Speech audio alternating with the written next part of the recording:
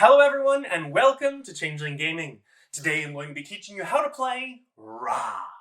Ra is a level 1 play-to-learn game designed by Dr. Raina Knizia and published by 25th Century Games for 2 to 5 players that takes on average 30 to 45 minutes to play. If you want to learn how we determined the level for this game, you can find that video for free on our Patreon page. Link in the description to join the community.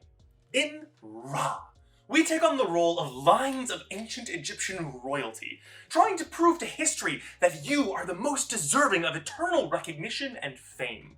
We'll need to outbid our rival rulers to best manage our kingdoms in the eyes of the sun god Ra. Setup. Pull out all the auction tiles and put them into the bag, give them a good shuffle, and then place the bag nearby. Set the auction board in the middle of the table, placing the epoch counter on the red timer space with the green timer up, and place the sunboat marker on the space corresponding to the number of players in the game. Place the Ra statue near the auction board. Sort the point cartouches and place them nearby. Find the player boards with the counts matching the number of players in the blue bubbles. Randomly give one to each player. Each player references the side of the bubble with the number of players on it and grabs the sun discs whose numbers match those in the bubbles. Take the sun disc numbered 1 and place it in the blue bubble on the auction board. The player with the highest sun disc value goes first. How to play. The goal of the game is to earn the most points throughout 3 epochs, or rounds, of play. Each epoch ends either when all players have turned their sun discs over, or when the sunboat lands on the epoch-ending space. At the end of each epoch, there is a round of scoring, which we will cover in the next section of the video. On a player's turn, they take one of 3 possible actions. They can either draw a tile from the bag and add it to those tiles awaiting auction, invoke Ra to begin the auction, or spend a god tile they have previously acquired to take any of the face-up tiles currently awaiting auction. The drawing tiles action works as it sounds, with the player drawing a tile from the bag and adding it to the bottom of the auction board, taking up one of the available slots. Thus, if all the slots are full, this action cannot be taken. There is one exception to the tiles added at the bottom of the board, the Ra tiles, of which there are 30 total in the bag. Whenever one of these tiles are drawn, the sunboat is moved forwards 1 space, and the player who drew the tile begins an auction as if they had invoked Ra, but crucially, with the option to pass if they want. If this tile places the sunboat on the end of an epoch space, then all tiles currently for auction are forfeit and removed from the game. If a player takes the spend god tiles action, they discard as many god tiles as they want and acquire that many tiles from the auction board, and the god tiles are removed from the game. If a disaster tile was acquired in this way, resolve it immediately.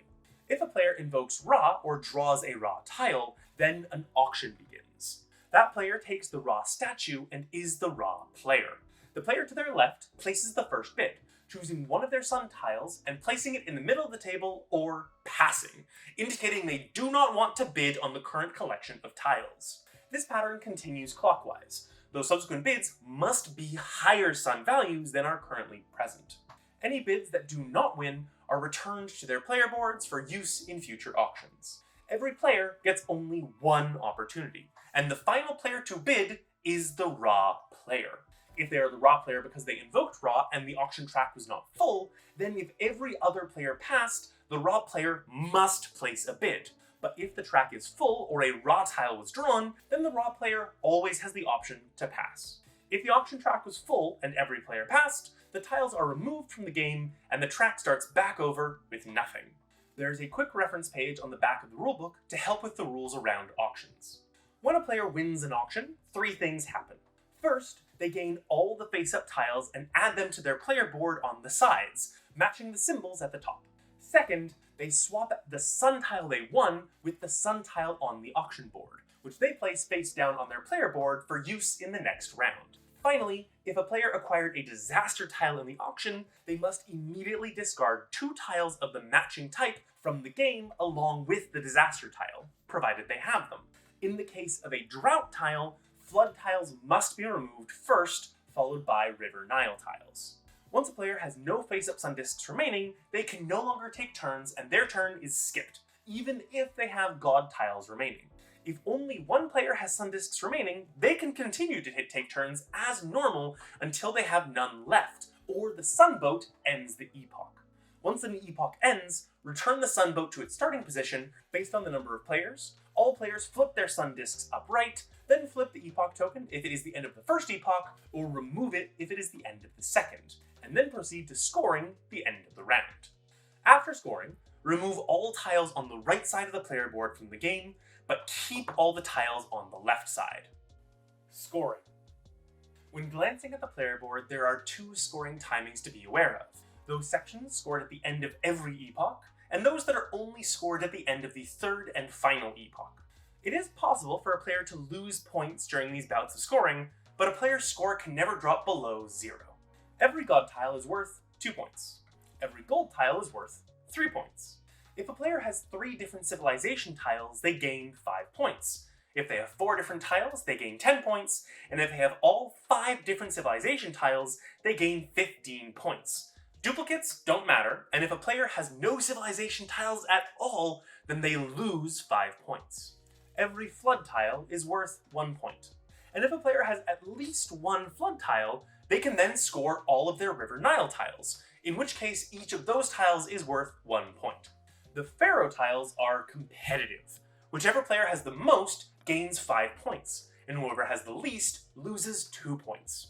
If players are tied for most or least, then all gain or lose the same points, and if all players have the same total, then no points are gained or lost.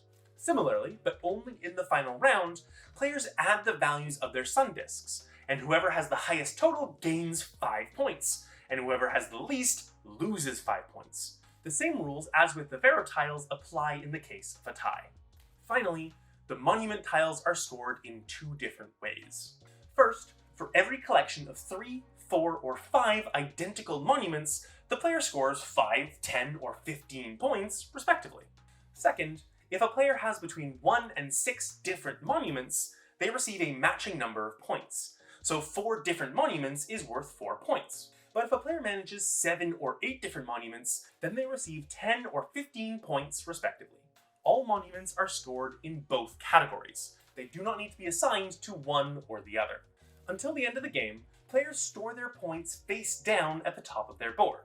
After scoring the third epoch, all players tally up all of their points, and whoever has the most wins! In the case of a tie, whoever has the higher value sun disc takes the victory. So go out and prove to history why your line of Egyptian rulers deserve to be recognized as the supreme lineage, worth praising throughout the rest of human history. Be sure to support your local game stores. For us, that is Board Game To Go, who offer over 2,000 games for rental within the Toronto area and many games for purchase. If you're curious about this game, you can check out the link in the description below. And be sure to check out our Patreon, linked there as well for all of our reviews and additional exclusive content. If you have any questions about the game, feel free to pose them in the comments below, or take a look to see if someone else has already answered it down there, and be sure to thank them if they have. If you want to learn more about what a ranking system means, check out this video here. And if you want to learn how to play more games, check out our playlist here. And subscribe to learn when new videos come out for even more games. And remember, keep changing, keep gaming, have fun.